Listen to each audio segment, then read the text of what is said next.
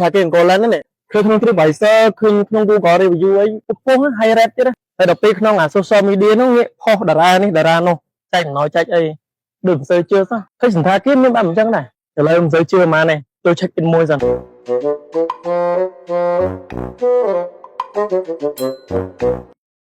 ស្តីបងខាងកន្លែងយើងខ្ញុំសូមស្វាគមន៍បងសូមអញ្ជើញចូលសិនតើបងមានសមាជិកគ្នាប្រហែលអ្នកដែរបងខាងប្អូនមានបន្ទប់ក្រេ1ក្រេ2និងក្រេ3តើបងចង់បានប្រភេទណាដែរបងអូខ្ញុំមកតែម្នាក់ឯងទេតែខ្ញុំមកនេះខ្ញុំអត់ទាន់កក់ណាគ្រាន់តែចង់មើលបន្ទប់សិនបើសិនជាត្រូវចិត្តខ្ញុំកក់បន្ទប់មកចាបងចាអញ្ចឹងចាំប្អូនជូនបងទៅមើលបន្ទប់ណាបងបាទ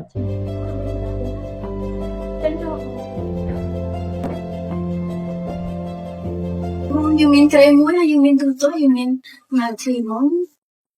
ហើយមិនតែប៉ុណ្ណោះបងខាងយើងក៏មានវេរ៉ាដែរសម្រាប់មើល full size ដែរអូ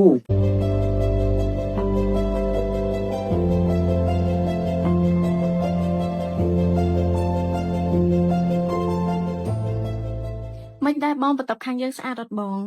ស្អាតខ្ញុំពេញចិត្តប៉ុន្តែគាត់ថាខ្ញុំឃើញ full size ស្អាតខ្ញុំចង់ទៅមើល full size តិចបានអត់បានបងខាងយើងមានកន្លែងស្អាតជាច្រើនដែលបងមិនតបានឃើញបងអូខេអញ្ចឹងនាំខ្ញុំទៅមើលចាបងចាំបងនាំបងទៅមើលនេះបងគឺជាបាររបស់យើងហើយយើងមានស្រាជាច្រើនប្រភេទដូចជា red wine white wine យើងមានស្រាកាឡុក cocktail ហើយនឹងមានស្រាជាច្រើនប្រភេទទៀតបងខាងយើងក៏មាន pool side ដែរបងខាងនេះគឺសម្រាប់មនុស្សធំហើយខាងនោះគឺសម្រាប់ក្មេងៗគាត់អាចលេងហាត់ទឹកបានបងអូអញ្ចឹងនាំខ្ញុំទៅមើលបានអត់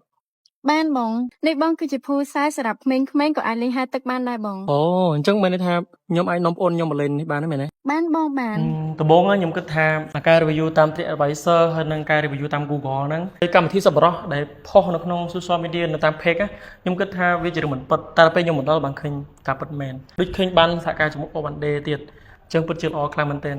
ឥឡូវខ្ញុំសម្រាប់ចិត្តទៅជួយ review ខាងបងមួយណាតែខ្ញុំធ្វើមិនទៅអាច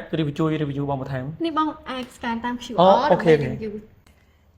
ឡូវខ្ញុំ review ថាកន្លែងបងគឺល្អខ្លាំងមែនទែនចាអរគុណអញ្ចឹងថ្ងៃក្រោយខ្ញុំនឹងស្នាក់នៅម្ដងទៀតហើយឥឡូវនេះខ្ញុំសូមកក់បន្ទប់រយៈពេល1សប្តាហ៍ដើម្បីជួយដល់ជនភៀសសឹកផងដើម្បីស្នាក់នៅខ្លួនឯងផងអរគុណច្រើនហ្ម